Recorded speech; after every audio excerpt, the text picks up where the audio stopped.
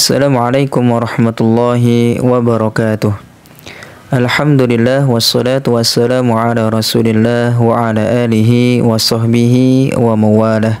Wala haula wala quwata illa billah. Majelis yang ketujuh dari majalis Ashri Dzul Hijjah, hewan kurban yang ideal. Hendaknya bagi seorang muslim untuk memperhatikan ketika dia memilih binatang yang ia ingin gunakan sebagai binatang ibadah kurban, dan dia berusaha semaksimal mungkin untuk mendapatkan binatang yang paling ideal, yang paling sempurna dalam sifat-sifatnya, karena hal tersebut termasuk mengagungkan syiar Allah Subhanahu wa taala yang menunjukkan atas ketakwaan. Allah Subhanahu wa taala berfirman dalam surat Al-Hajj ayat yang ke-32, "Wa may yu'azzim sya'airallah fa innaha min taqwal qulub." Dan barang siapa mengagungkan syiar-syiar Allah, maka sungguhnya itu timbul dari ketakwaan hati. Penulis Sahih Fiqh Sunnah menyebutkan beberapa klasifikasi hewan kurban yang ideal. Yang pertama, gemuk dan sempurna. Bahkan beliau menjelaskan berkorban dengan seekor kambing yang gemuk lebih utama daripada 2 ekor kambing yang tidak gemuk, karena yang menjadi tujuan di sini adalah dagingnya. Dianjurkannya gemuk berdasarkan pertama ayat yang telah kita bacakan tadi dalam Quran surat Al-Hajj ayat 32. Beliau Al-Imam Syafi'i rahimahullahu taala menjadikan ayat tersebut sebagai dalil atas dianjurkannya membesarkan dan menggemukkan hewan kurban. Yang kedua, diriwayatkan dari Abu Umamah bin Sahal, ia berkata, "Dahulu kami menggemukkan hewan kurban di Madinah dan kaum muslimin yang lain juga menggemukkannya." Hadis ini diriwayatkan oleh Al-Imam Bukhari rahimahullahu taala secara mu'allaq. Klasifikasi yang kedua adalah yang paling afdal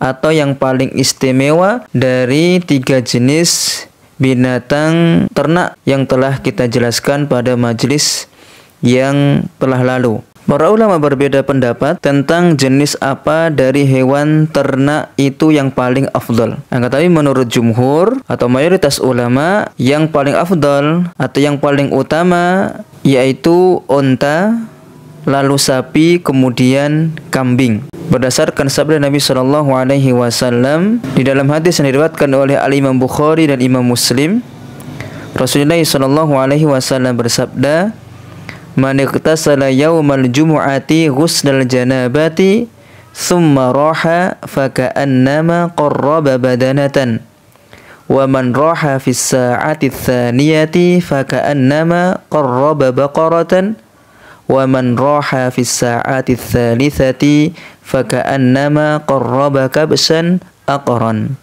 Al-hadis. Barang siapa mandi pada hari Jumat seperti mandi jinabah, kemudian berangkat ke masjid, maka seolah-olah ia telah berkorban seekor unta. Barang siapa yang berangkat pada saat yang kedua, maka seolah-olah ia berkorban dengan seekor sapi. Barang siapa yang pergi pada saat ketiga, maka seolah-olah ia berkorban dengan seekor kibas bertanduk. Kemudian dalam hal ini, beliau penulis Sahih Fiqh Sunnah, Syekh Abu Malik Kamal bin Sayyid Salim, memberikan catatan, meski berkurban sapi lebih utama, kata beliau, dari seekor kambing, akan tetapi berkorban seekor kambing lebih utama daripada berserikat untuk berkorban seekor sapi. Kemudian klasifikasi yang selanjutnya adalah berwarna putih.